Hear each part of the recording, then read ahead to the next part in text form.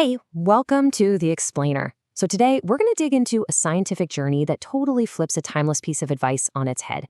In it reveals a really simple secret to buying happiness that has absolutely nothing to do with how much money you actually have. I mean, we've all heard this a million times, right? It's a classic. It feels like this deep piece of wisdom that gets passed down. It feels true. But what if it isn't? Well, some researchers, like Michael Norton from Harvard Business School, took a really hard look at this and came to a pretty stunning conclusion. He basically argues that if you think money can't buy happiness, it's not about the money. It's because you're spending it wrong. So, to really get into this, let's start with the classic cautionary tale, the lottery winner. This is like the perfect case study for what happens when people get a ton of money all at once and spend it all on themselves. You know the scene. You see them on the news, grinning, holding up that giant check, and your first thought is probably something like, wow, their life is set. We imagine all our own problems just vanishing. But the reality for so many of these winners turns out to be surprisingly dark. Yeah, this really tragic pattern tends to play out. They get the huge prize, they spend it on themselves, and then what happens? Their relationships with friends and family start to fall apart. And eventually, they often end up in more debt and more unhappy than they were before they even won. So, seeing this same sad story play out over and over again sparked this really radical question for researchers. If spending a ton of money on yourself can actually make you miserable, what happens if you do the exact opposite? And that led to a simple but absolutely brilliant experiment. So, a team led by a psychologist named Elizabeth Dunn decided to test this out. They went out on the campus of the University of British Columbia in Vancouver, and they started handing out envelopes with cash and some very specific instructions. The setup was just so simple, it's genius. They had two groups. Group 1 got an envelope with $5 and were told, spend this on yourself by 5 p.m. Group 2, though, got an envelope with $20, 4 times as much, and were told to spend it on someone else, a gift, a donation, whatever. So the researchers just let the day happen. People went off, bought their coffee, bought little gifts for other people. Then, at the end of the day, they called everyone back and asked a super straightforward question. On a scale of 1 to 10, how happy are you right now? And the results? Whoa. They weren't even close. The people who spent the money on themselves, they reported feeling pretty much the same as they did at the start of the day. No real change. But the people who spent money on others, they reported a real, measurable, significant boost in their own happiness. And here's the absolute kicker. The group that got $20 wasn't any happier because they had more money to spend. The amount made no difference at all.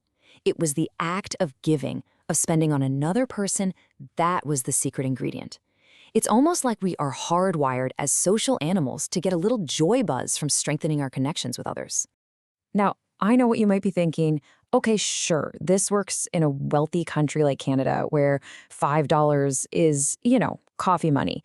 But is this some kind of universal human truth or just a quirk of rich countries?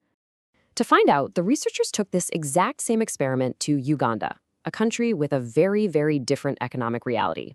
And incredibly, they found the exact same thing. The people who spent money on others were happier than the people who spent it on themselves. And just think about the difference in what that spending can do. In Canada, it might be a toy for a nephew. In Uganda, one woman used the money to help her neighbor get life-saving medicine for their child who had malaria.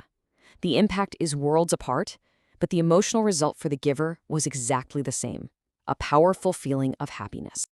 And look, this isn't just a finding from a few small experiments. A massive global poll by Gallup, we're talking over 100 countries, confirmed it. The result is just staggering. In almost every single country on Earth, the vast majority of people reported feeling happier after donating money to charity. Okay, so this is all really fascinating for our personal lives, but does it have any, practical use? Can this idea actually make a real difference in a business or on a team in the workplace? To figure that out, researchers went into a company in Belgium. They gave some sales teams a little bit of cash. The Prosocial team members, they mostly just bought coffee for themselves. But the Prosocial team, they pooled their money together and bought a piñata for the office. So instead of a lonely coffee break, they got this fun, shared experience. And the return on that investment? It was astounding. The team that spent the money on themselves actually saw a little dip in sales. But the Prosocial team, the Piñata team, that tiny €15 investment generated a massive return in sales. It wasn't just a feel-good exercise, it was a powerful business move. And it's not just about sales. They ran a similar test with dodgeball teams. The teams that spent money on each other, on bonding activities, they didn't just have more fun. Their winning percentage absolutely soared. It builds trust, cooperation, and just plain better performance, no matter what you're doing. So the evidence here is just overwhelming. It doesn't matter if we're talking about personal feelings in Vancouver and Uganda, or bottom line results in a boardroom, or winning games on a court. It all points to a really simple but powerful shift in how we should think about our money. This whole concept is called prosocial spending, and it's not about how much money you have, it's about intentionally deciding to use some of your resources to help other people. It's a scientifically backed strategy for turning your cash directly into happiness, because it reinforces that deep human need we all have for connection. And the best part is, you don't need to win the lottery to feel this effect. It can be something really small. Buy a coffee for the person behind you in line. Donate a few bucks to a cause you care about. Get a small gift for a teammate. The positive effect is still there. And so we'll just leave you with that question. The next time you have a few dollars in your pocket, what are you going to do with it? Maybe it's time to stop trying to buy happiness for yourself and instead try investing it in others. Give it a try. See what happens.